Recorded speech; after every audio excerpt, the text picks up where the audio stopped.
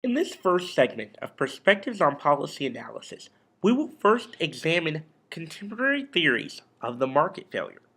According to the website Investopedia.com, market failures have negative effects on the economy because an optimal allocation of resources is not attained.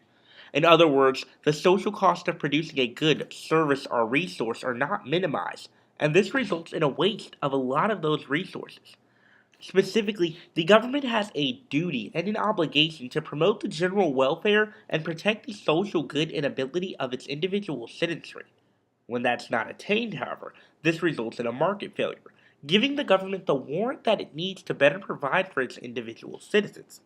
At present, according to most theorists, should this threat to social good and social prosperity not exist, then there is no warranted need for the federal or state governments to do anything to solve this market failure.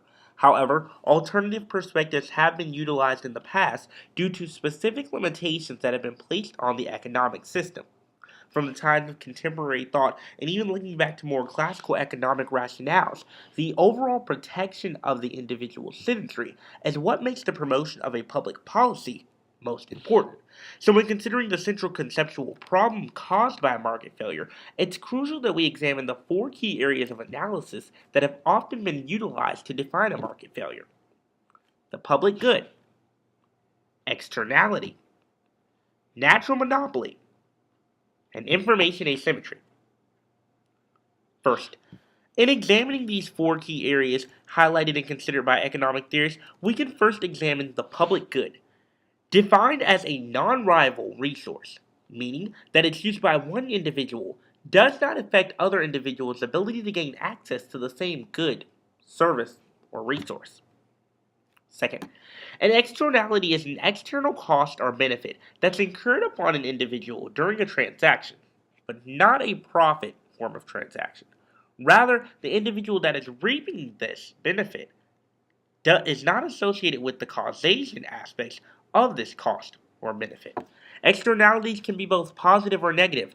Positive externalities result from an undersupplied good, resource, or service, but that's overconsumed, while negative externalities result from the oversupply of a resource and the overconsumption as well.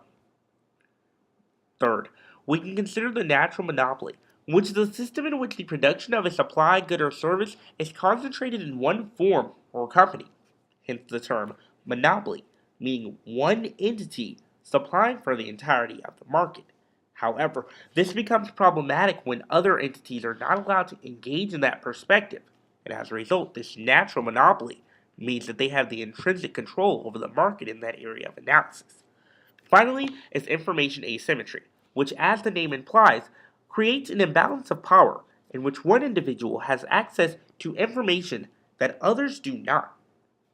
In examining these market failures specifically, we can consider that these limitations and rationales that have been utilized by the federal government to combat these problems have included such areas of analysis including social welfare, institutional utilitarianism, human dignity, and even instrumental values. By acquiescing to perspectives of providing the greatest good for the greatest number, the federal government has sought to combat and in many ways mitigate the market failures that continue to castigate the system that exists in the status quo, with the overall goal of achieving Pareto efficiency, defined as the provision of goods, services, and resources to a particular individual or group without harming the well being of other individuals within the society.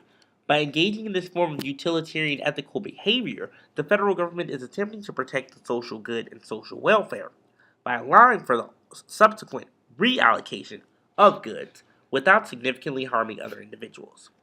So, in examining a specific empirical policy rationale that's been utilized at present, we can look to the concepts of Whelan, Weimer, and Vinnig in examining this analysis.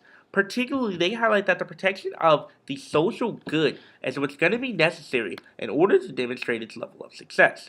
At present in the United States and abroad, concepts of intellectual property have become crucial in our analysis of market failures. Simply put, as we begin to globalize and expand to a more global economy, it's crucial that laws and mandates are put into place to protect the knowledge base that individuals provide. Simply put, intellectual property is an intangible property right that individuals have access to. It's not like we can hold on to our ideas. So the federal government, even as far back as the United States Constitution, under the provisions of individuals like Benjamin Franklin, included provisions for individuals to patent their ideas so that it's better protected. However, when we consider the fact that a market failure results inherently by the use of intellectual property, then it gives us the empirical evidence that we need. According to George Owens, a professor of economics, he highlights that knowledge is a public good because when I, as an individual, use knowledge, I do not limit your ability to use knowledge. However, in considering the fact that once a patent is put into place, then it limits an individual's access to a particular good or service without having to pay a form of royalty to another.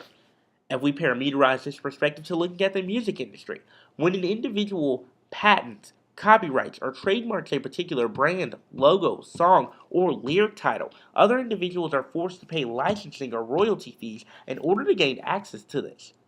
This could develop into an unfortunate natural monopoly when a sole group of individuals form a corporation or group faction that is taking over or controlling the intellectual property rights. This is what's happening in the status quo, as legislation is continually being put into place in order to combat current measures of patent legislation.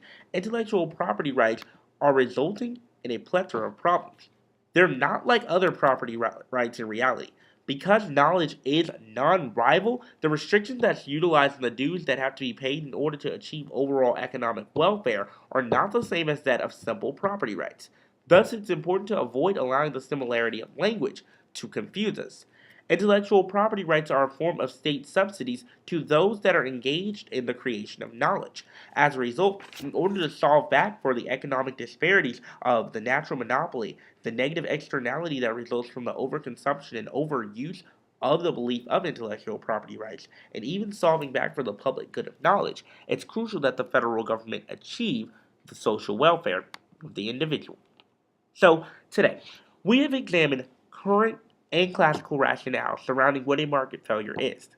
Next, examine the four key measures and types of traditional market failures, before finally applying it to an empirical example of the economic rationale behind intellectual property rights.